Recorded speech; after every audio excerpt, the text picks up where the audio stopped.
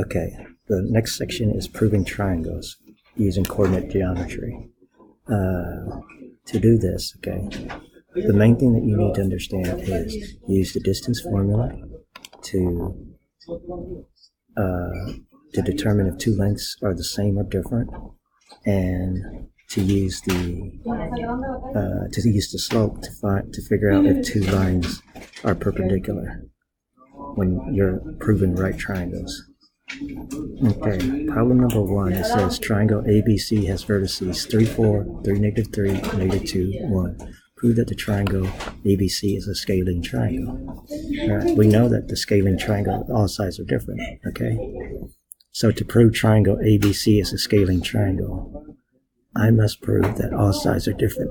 I can do this by using the distance formula. That is how you write your plan. Okay, now I showed you how to use the distance formula. If you look at it, this is the distance formula right there. Okay, this is the distance formula. The square root of x2 minus x1 squared plus y2 minus y1 squared. Now all you have to do is substitute to find AB. Substitute AB. Okay, so I'm going to use the coordinate for AB and substitute it into our distance formula. When you do that, use your calculator and you should get 7.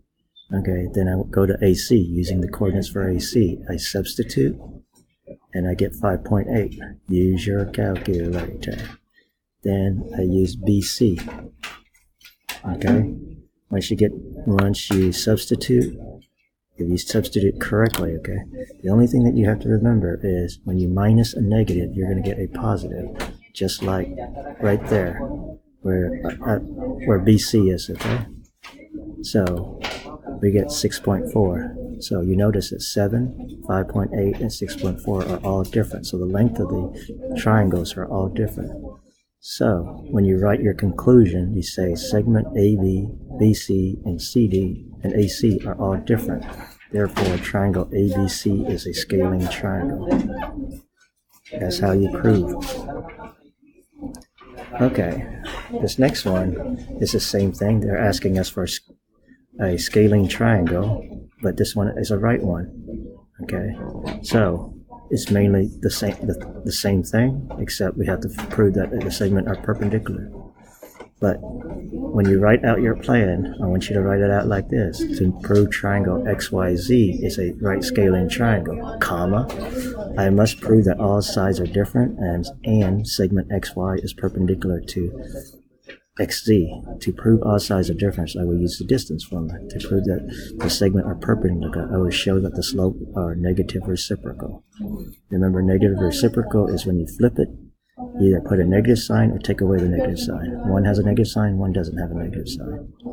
Alright, I do the same thing. Okay, if you notice, -3, 1, 1, 7, 10, 1. Okay, I substitute x and y first. I get 7.2. I substitute yz in for the distance formula. I get 10.8. And I substitute the coordinate for x and z, and I will end up getting 13. Okay, you notice it's all different, so that makes it a scaling triangle. Now I'm going to use the slope. If you look over here on the graph, okay, remember slope is rise over run, or the change in the y over the change in x. All you have to do is count.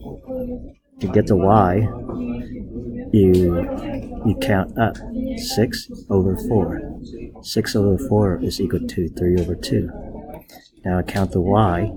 I go over 9 and down -6. Okay. Remember, it's y over x, so it's going to be -6 over 9, which is equal to -2 over 3. Now, if you notice the slope, okay, if you notice the slope, one is 3 over 2, the other one's -2 over 3. Okay, you see that the 2 on the bottom and the 2 on the top, the 3 on the bottom and the 3 on top, okay, they switch sides. One is positive, one is negative, so it makes it perpendicular.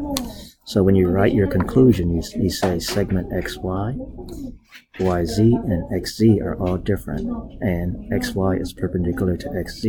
Therefore, triangle XYZ is a right scaling triangle. I would like you to write it like that. Okay. Okay, the third one. Number 3, triangle RST has vertices R, 2, 1, 3, negative 4, 2, negative 9.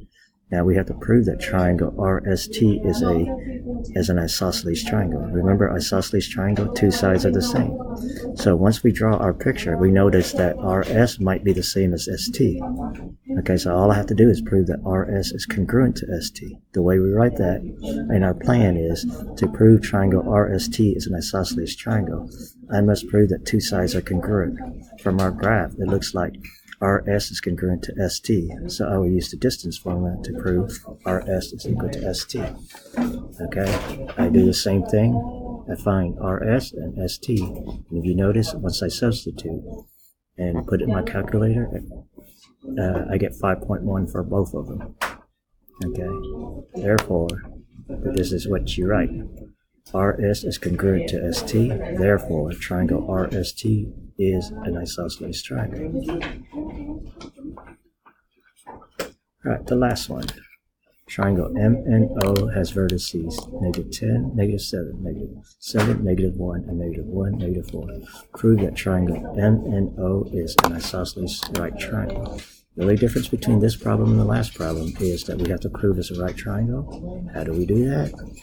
We look at the slope to see if they are negative reciprocals. So this is how you write your plan.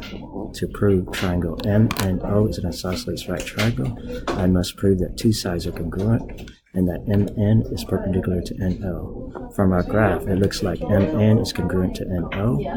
So I will use the distance formula to prove MN is equal to NO. To prove that the segment are perpendicular, I will show that the slopes are negative reciprocal. Again, I substituted my problems in, my numbers in. I get 6.7 on both of them, so they are equal. Now I find the slope. Remember, slope is change in y over change in x, or rise over rise. So for MN, I go to get MN, I go up 6 over 3. 6 over 3 is equal to 2 over 1. To get NO, I go 6, and then I go down 3. Okay, negative 3 over 6, because remember, change in y over change in x. Okay, so it's equal to negative 1/2. Okay, now if you look at if you look at it, 2 over 1 is the negative reciprocal of negative 1/2. Therefore, I prove that they are perpendicular. So to write your conclusion, you write segment MN is equal to NO and is perpendicular to each other. Therefore, triangle MNO is a right isosceles triangle.